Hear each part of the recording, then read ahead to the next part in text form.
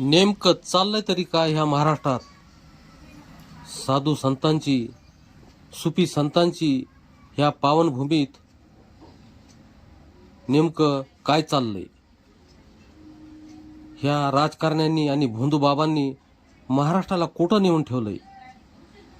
महाराष्ट्राची एपिस्टीन फाईल्स म्हणजे अशोक खरात फाईल्स प्रकरण. अशोक खरातकडे जाणारे आमदार, खासदार, मंत्री यांना हे सर्व माहिती होतं काय? माहिती तर असेलच, कारण त्याच्याकडे कशासाठी जात होते आमदार, खासदार, मंत्री? कॅप्टन अशोक खरात स्वतः महिलांचे शोषण करत होता. जर राजकारणी, आमदार, मंत्री त्यांच्याकडे जात होते तर कसं काय जायचे? तो तर भोंदूगिरी बाबा, भोंदूगिरी करायचा, महिलांचे शोषण करायचा. त्याच्याकडे महिला जास्त येतात, तो महिलांना एकट्यांना आतमध्ये ऑफिसमध्ये एकट्यानं घेऊन जायचा. याची अशोक खरातकडे जाणाऱ्या सरकारमधील आमदार, खासदार, मंत्री यांना शंका आली नाही का?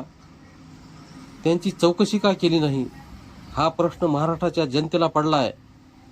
आणि म्हणूनच अशोक खरात या राजकारण्यांना काही आमिष देता का अशी शंका जनतेच्या मनात निर्माण होत आहे. आणि हो, आरोपीला जात आणि धर्म नसतो, तो फक्त गुन्हेगार आणि गुन्हेगारच असतो. त्याची जात शोधत बसू नका. जाती धर्माच्या आडून त्याने महिलांना फसवले आहे. गुन्हेगारी, आरोपी आणि बलात्कारी आहे. कोणतीही जात धर्म